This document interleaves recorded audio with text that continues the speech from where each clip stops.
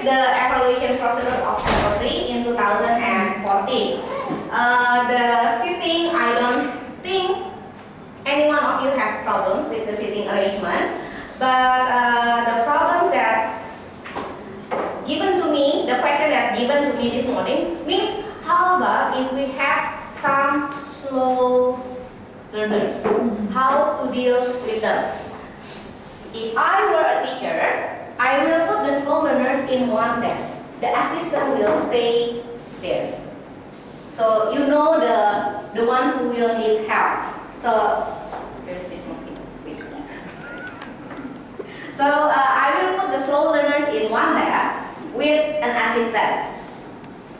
I will explain that later. So what I saw today is very good. The teachers, you really show the paper, right? So in the beginning, we will write the name, the class, and the date. Some teachers even put the paper first, close down, like this. And then they really start together, open the paper, write your name. And you give specific time, right? Okay, the name, your name, and then the date. You show the date, and then there's the class. So they know how to do it. Okay? So, do you have pencils? Yes. Okay, so let's start the evaluation. Write your name, write the date, write your class. And I believe the class name, the date, and everything is on the board, right? So I will write the date.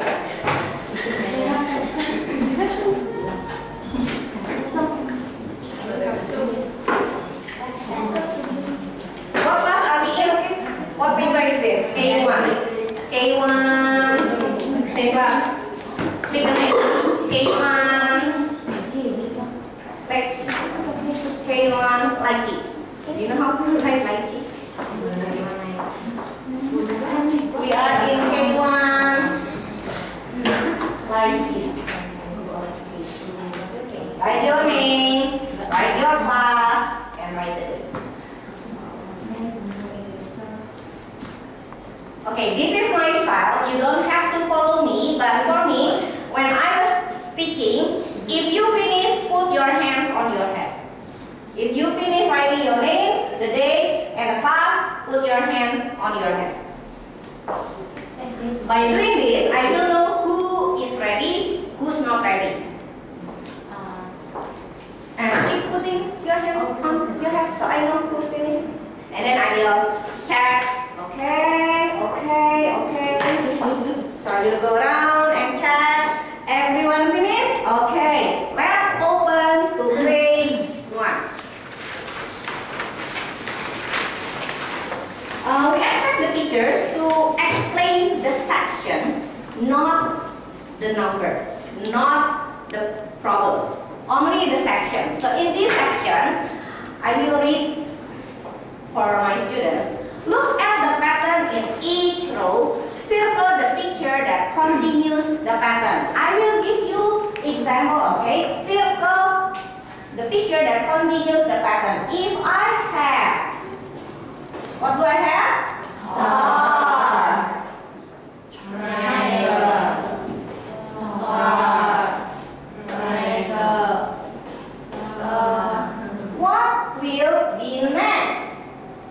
Star, triangle, star, triangle, star. What will be next? Triangle. You need to circle the answer. Do you understand? Star, triangle, star, triangle, star, triangle. You circle the triangle, but you don't need to say it. Okay, let's see number 1. Do you see number 1? Yes. Butterfly, flower. Butterfly, flower. Butterfly, zip your mouth, circle the answer. If you finish circling, cover your answer.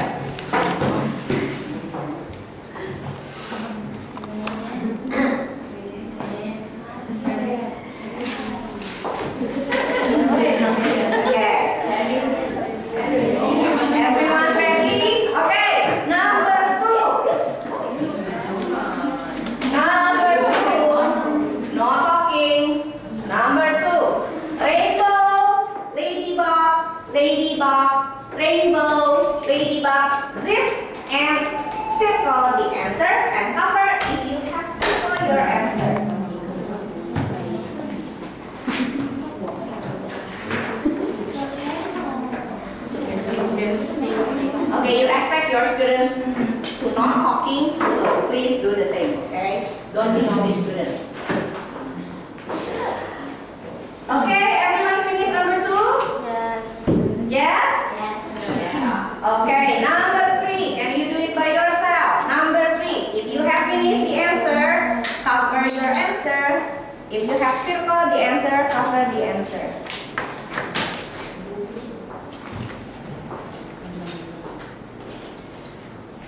Okay, I see everyone finished number 3. Now let's do number 4.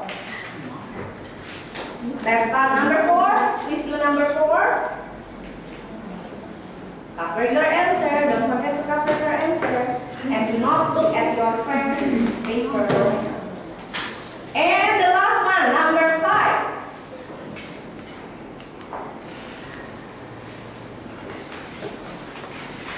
If you have finished, open the next page.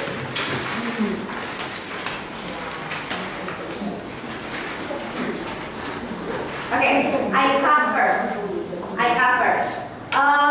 Did you do the things that I did, number by number?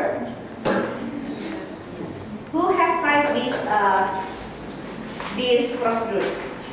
Okay, Miss, any feedback? Any? Actually, for the first attempt, the children confused, and then when we continue, and then we used to it. It seems that they enjoy doing the procedure. Okay, number by number. But difficulty in doing the evaluation? No. So everybody can do it Yes. at the same The same time, the pace. same page. So they finish at the same time. Yes. Okay.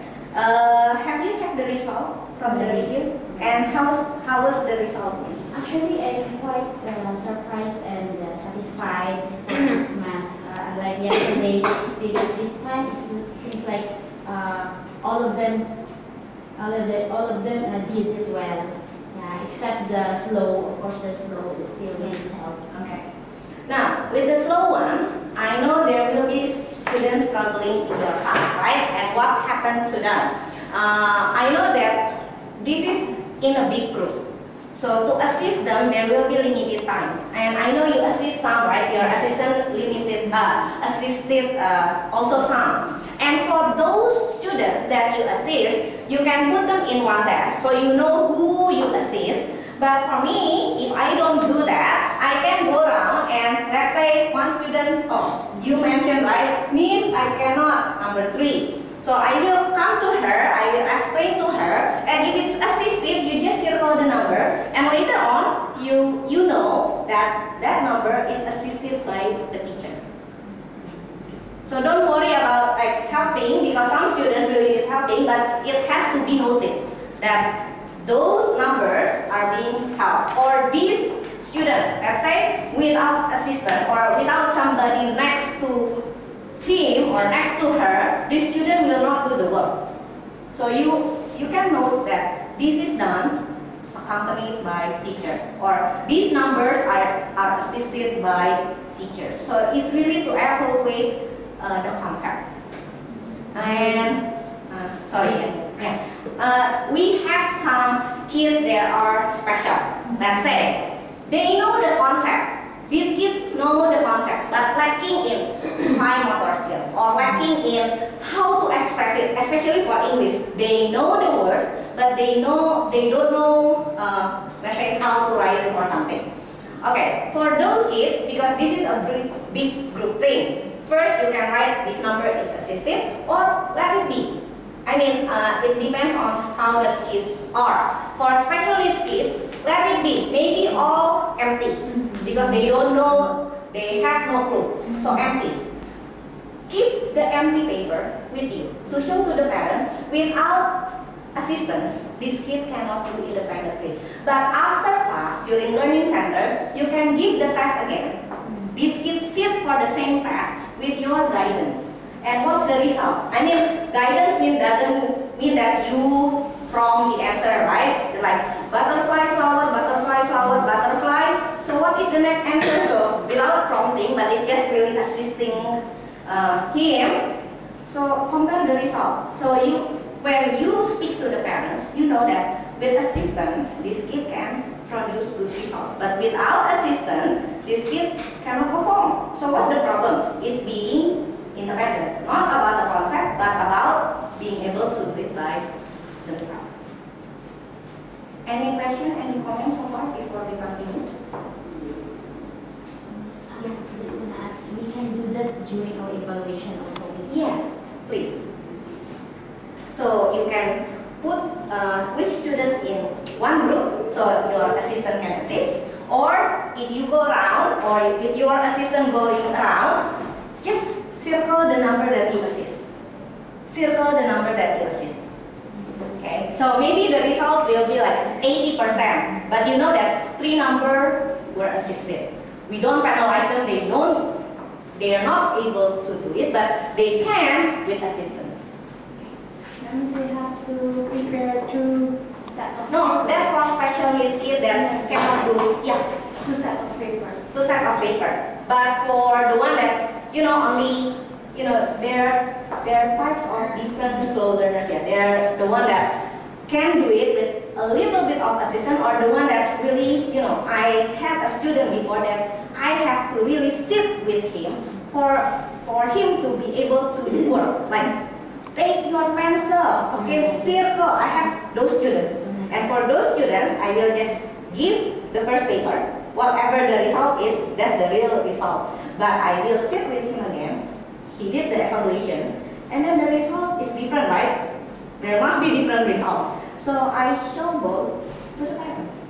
Like, this is without assistance, this is with assistance. So this kid needs to improve on his independence. So when we talk to the parents, it's not like everybody pass. So when we said, your kid cannot read, but the test result is very good. So it's like, where's the proof that the kid cannot read? But if you said to the parents, when he did the reading comprehension, he can answer the question after I read the story to him. So it's really the evaluation of the students. So it's not just blindly, but we assist, but the assistant is being noted.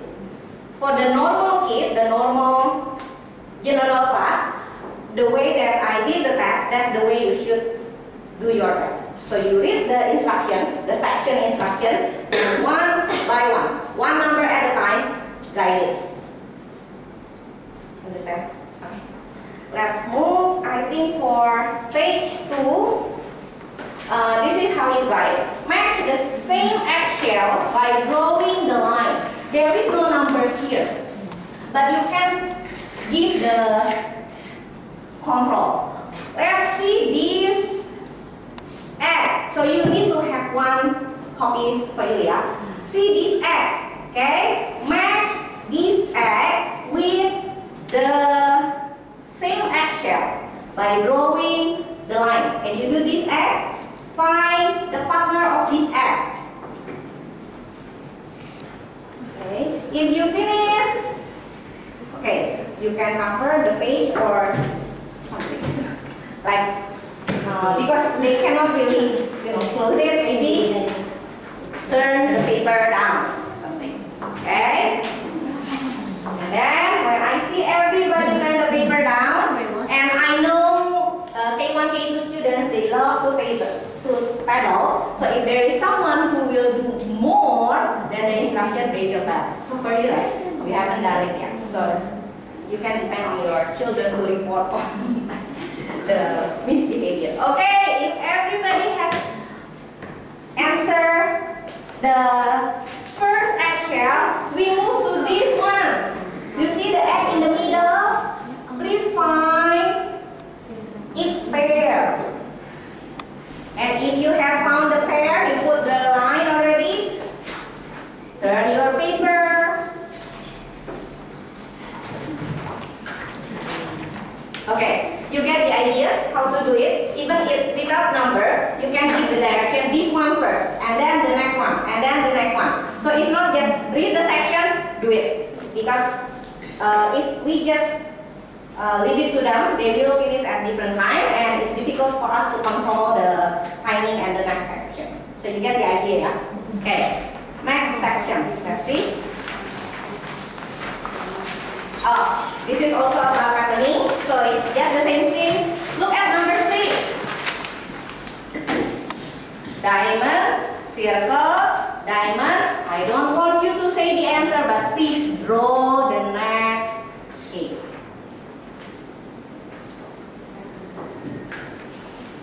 Okay, I think you get the idea already how to conduct us. Okay, now what I saw before that needs my attention. In K2, who are the K2 teachers? Okay, K2 teachers. I see number 1 problem, subtraction problem, and subtraction and addition, right? Usually number ones and subtraction. Oh, okay, number 1 and subtraction. Okay, I see this number. I don't really remember the number, but something. Number 1 is something like this, right?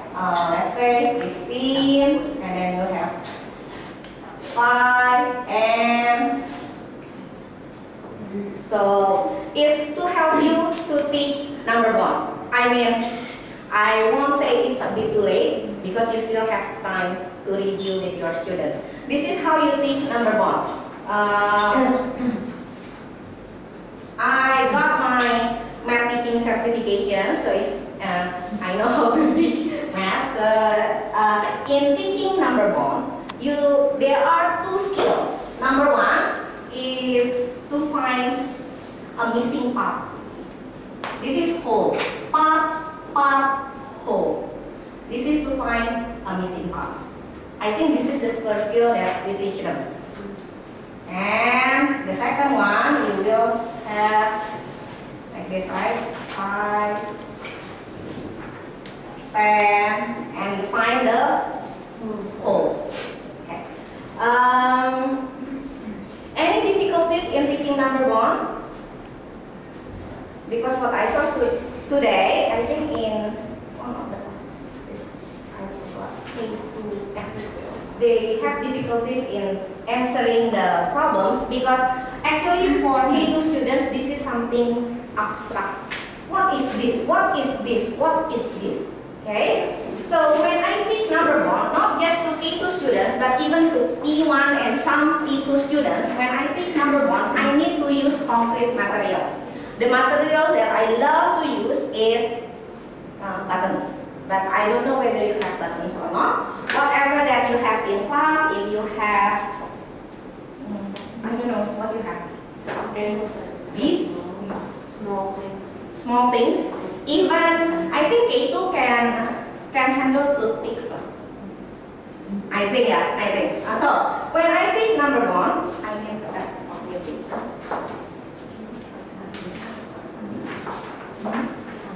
This is apart from evaluation, so you can review. I will make a template for them, empty template, laminated. So this is a template. Sorry. This is what I have for everyone in class, laminated, so they can use marker later. So in the beginning, I will give buttons. I give them 5 buttons, red buttons, 5 blue buttons. Let's say I start from 5. I have blue buttons,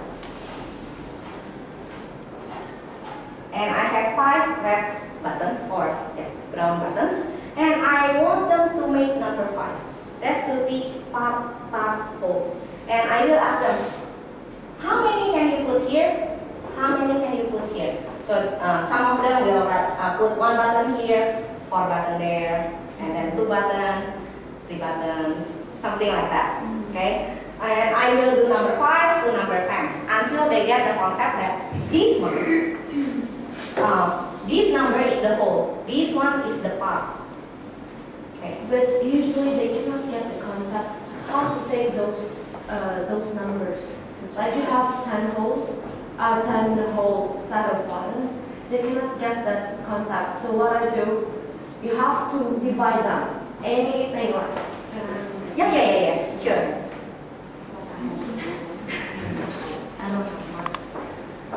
Just anything. That's Okay.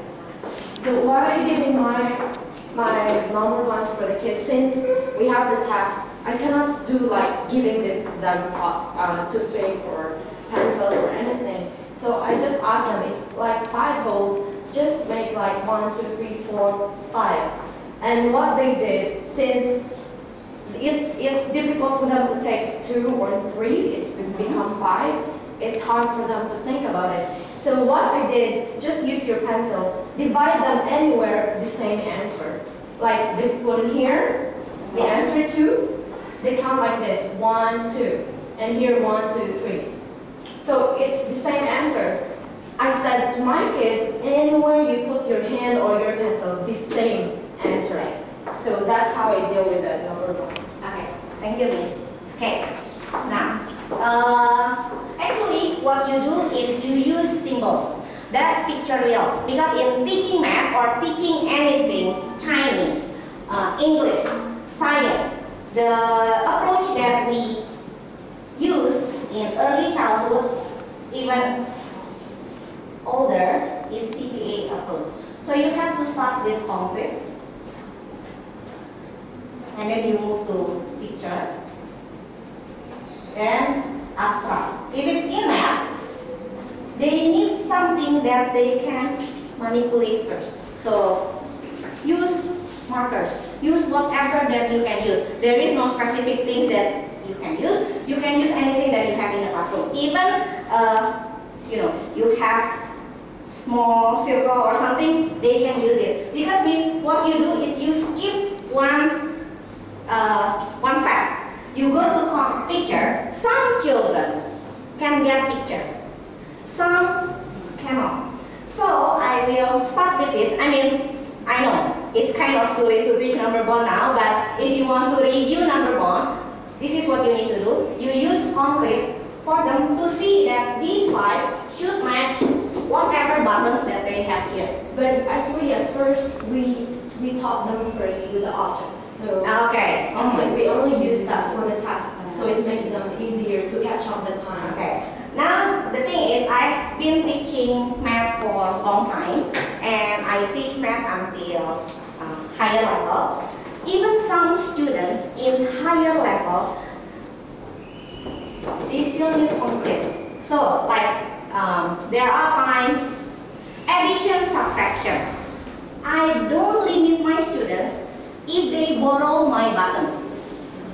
You understand what I mean? So if they need buttons to solve the problem, why not? At the end, when we grow up, we even use calculator, right? We even use our fingers still. So there are things that we need to provide our students. If they can move from concrete to pictorial, that's very good. But not all students are able to do that. So we don't want to penalize students not being able to answer questions, because actually they know the concept, but they need concrete materials. In P2, we teach time.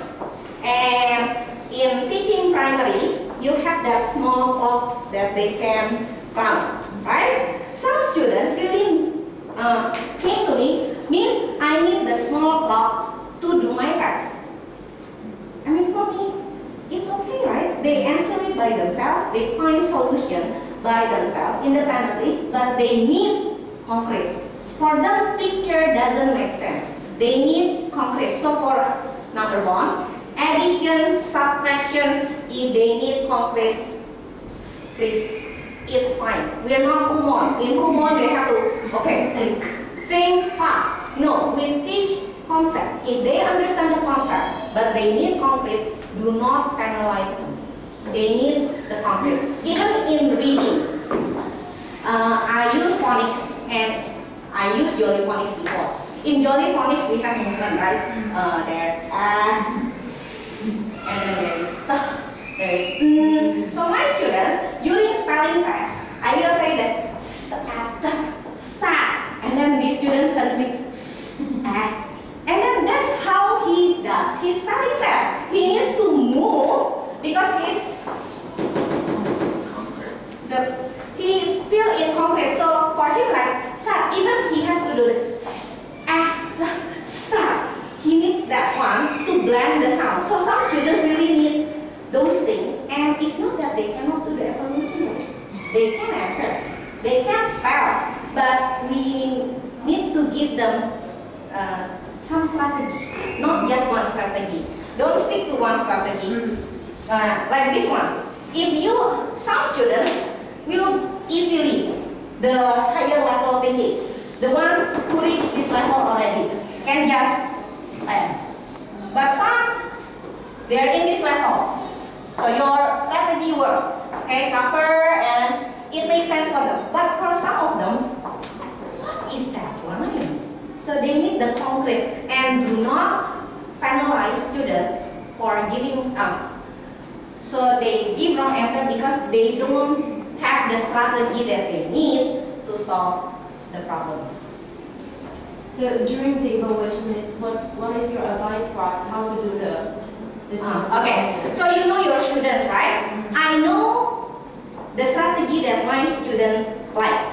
For the clever one, if I give them buttons, they will play with the buttons because they don't need it. But for the lower ones, I really train them to use the buttons to help them. So they will depend first on the button. For the one who can, let's say, even to teach addition, there are several strategies, right? You can use the number line, you can use concrete, you can use pictures. So whatever that is my students are comfortable with, they can use it during evaluation. So do not stop your students for being in abstract sense if they still need picture or they still need concrete.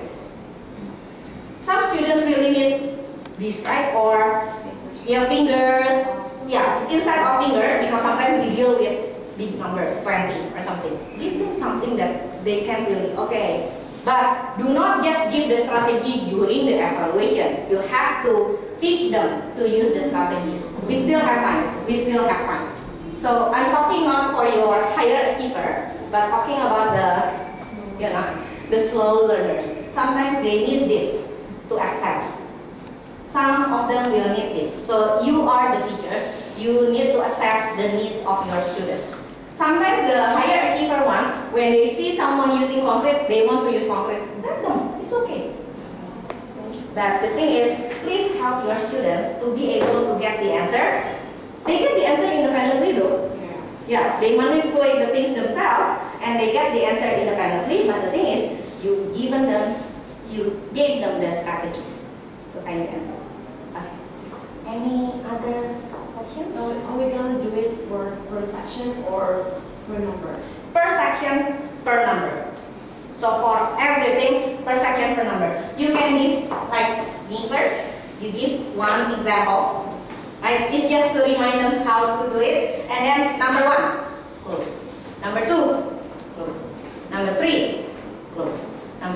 Because I had the experience this morning, and I've got lots of kids like, Miss, I'm so bored. Can we go to the next page? Because you paste